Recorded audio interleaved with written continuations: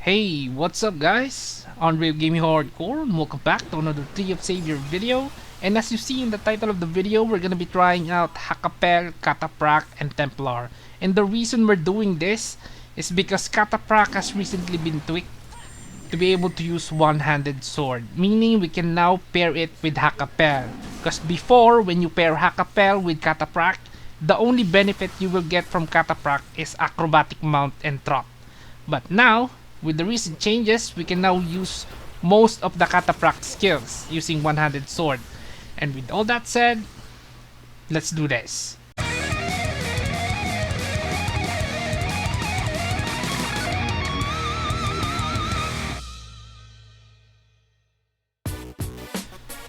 Okay, here's the Hackapell, the Cataphract, and the Templar. And we're gonna do this the usual way by using normal Primus gears and Kendoran items that are given away for free.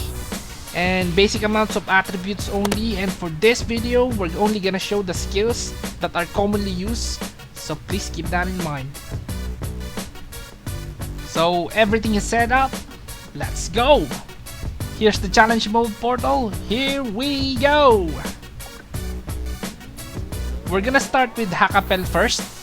So Hackapell is a swordsman class that specializes with one-handed sword and a class that requires a mount. So if you don't have a mount, do not take this. And yes, you can use a spear with some of the Hackapell skills. But the best skills in this class requires a one-handed sword. And we are taking this class because this is the main and the centerpiece of this build. So let's start showing the strongest Hackapell skill. Infinite Assault. This skill hits 12 targets in front of you at level 5 and you can use this 2 times before it goes into cooldown. This skill is good in both single target and mobbing, so always use this in the appropriate situation. The next skills are the combo skills: Cavalry Charge, Storm Bolt, and Scarp Pugning. Let's just call it Scarp. So Cavalry Charge first. This is a dash forward attack that inflicts shock for 10 seconds, which is very important because Scarp Pugning is Scarp increases in damage when enemies are on shock, and we'll talk about that in just a bit. The next skill in the combo sequence is Storm Bolt. And this skill deals double damage to frozen and ice property monsters, and also inflicts a debuff that increases damage of slash attacks for 10 seconds. And the next skill in the combo sequence is a slash attack. And that skill is Scarp Pugning. Scarp. So this skill is your regular ass attack the enemy in front of you kind of skill, and then you can use it 5 times until it goes into cooldown. And as I've said, Scarp increases in damage when the target is shocked. And Scarp Pugning Scarp is a slash attack, meaning it will benefit from Cavalry Charge and Storm Bolt. So use those 2 skills first before spamming Scarp. The last Hackapell skill is Haka. Let's just call it Haka. So what this does is reduce the cooldown of your Hackapell skill. Pretty self-explanatory, you know what to do with this. Now let's head on to Cataphract.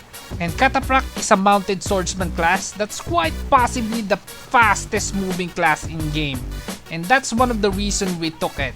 Another reason is the ability of Cataphract to increase the damage of mounted attacks.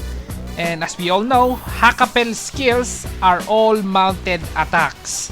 So it benefits a lot from taking Cataphract. So what are those buffs? It's Trot and Acrobatic Mount. Now Trot increases the movement speed when mounted. Pretty straightforward. A very useful skill for getting around. Now Acrobatic Mount increases the damage of mounted attacks. And this is useful for Hackapell for obvious reasons. Now, that's not the only benefit you get from taking Cataphract. You also get Earthwave. This is one of the best swordsman mobbing AoE attacks in game and also a really good crowd control skill. Another good skill that Cataphract offers is Doom Spike. Another really good AoE attack that crits a lot. And as you can tell, Cataphract is a really good farming class because of its ability to move fast, hit, and control a lot of targets with Earthwave. Now for the last class in this build, Templar. And Templar is a class that specializes in buffing teammates in battle through a wide array of support skills. And that's the reason why we took it.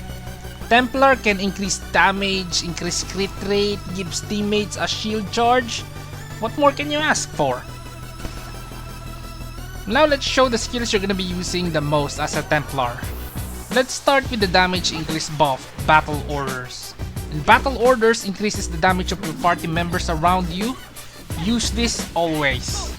Next skill is Flying Colors. What this does is increases your allies' crit rate and decreases enemies' critical resistance. This is good to use against boss fighting. Now Shield Charger. And Shield Charger is a skill that gives your party members a shield charge. And the more HP the caster has, the more shield charge your party members gets. And as a swordsman, you probably have a lot. And for the last Templar skill, Advanced Orders. Now this skill is your taunt. Use this to lure enemies. Now this skill is really good for farming. And the cooldown is not that terrible, so if you plan on farming, you can use this build. And I guess we've stated the reason why those classes are here in this build. Now let's discuss the advantages and disadvantages. And for the advantages, number 1, this is a good balance of offense and defense. Because as a Hackapell, you're most likely wearing shields. And with Cataphract on the mix, you're gonna be using skills non-stop. And there's no downtime. Another advantage is you can use this build for farming because of Templar's Advanced Orders and Cataphract's Drop. And for the disadvantage, and I can only think of one thing, and it's really annoying, and it's the SP consumption. OMG. You will be using SP potions left to right. So bring at least 2 kinds of SP potion to at least manage the usage of skills. But hell, I still find myself not being able to use skills because I ran out of SP and all my SP potions are on cooldown. This is its biggest disadvantage. All in all, this build is great. Just make sure to set up your build with SP recovery and a bit of SP amount and get all the SP potions you can get and you will be fine. That's it guys, that's another Tree of Savior video. Like, subscribe, especially subscribe because we need them subscribes. And this is Unreal Gaming Hardcore. See you in the next one.